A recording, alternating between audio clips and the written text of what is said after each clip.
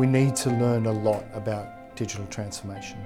We are not well placed at all, unfortunately. 70% of transformations fail.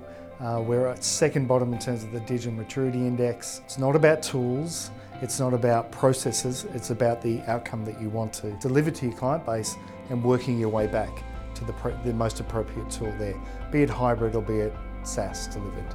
So SaaS or cloud technologies, as they're often sold as, it's important to differentiate the difference between a tool that you might be purchasing to do a particular job and also the service outcome that you want for your clients, the experience that you want to give them. And that's the starting point, I think, rather than the tool that you select.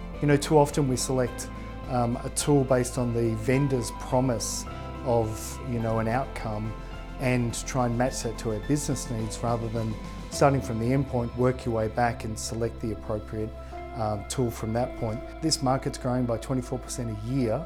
It has been for quite some time, which means that whether you know it or not, your enterprise is expanding its platform of cloud or SaaS-based applications, not just in the amount of money that you're spending on that platform, but also on the number of platforms that you've got. So they're prolificating within your environment. Often you don't see them. Often they'll pop up in in HR or payroll or marketing or, one of the areas that's not traditionally owned by your IT department. And, they're not always put through the appropriate kind of selection process, and they may not always be the most appropriate way to consume that software as well. Whereas the fact is that as long as this tool's sold and you're paying your license agreement, the outcome's actually not promised in any shape at all. It's then very much up to you to deliver that outcome. So a hybrid environment's about choosing the best software, the legacy we call it, or the on-premise, kind of software, and the cloud or SaaS delivered software. Making sure that you're assessing the tools based on their merits rather than whether they're kind of the fashionable cloud delivered approach. Making sure that you remain flexible, making sure that you've got access to your data when you really need it. So local providers are all important in that they they get to know you, they can kind of move into your offices and really understand your business. And they should be focused on the client experience, the service transformation that you want to go through, the client outcome that you want to provide, and then working their way backwards through the policies and processes. And ultimately the tool gets selected then, and be it a cloud tool or an on-prem tool, a hybrid environment is always going to deliver the best outcome. What I would recommend to boards is to make sure they do their DD.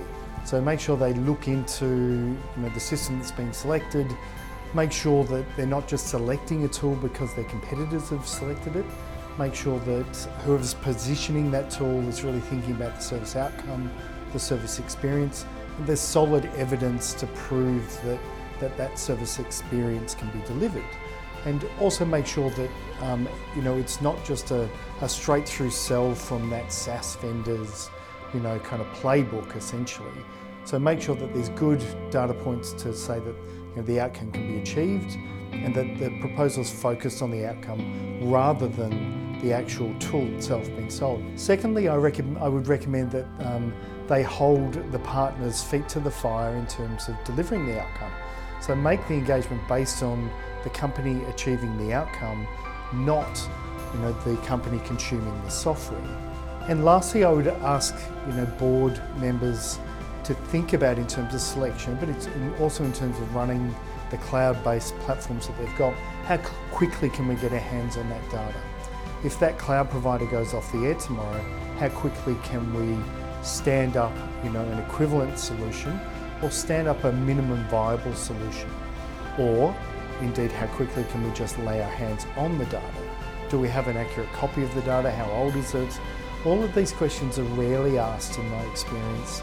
They are perhaps of the biggest of the platforms that a company consumes, but often that might cover 40 or 50%, and the remaining volume of SaaS is really potentially not backed up, not in a disaster recoverable state, and should really be cause for concern.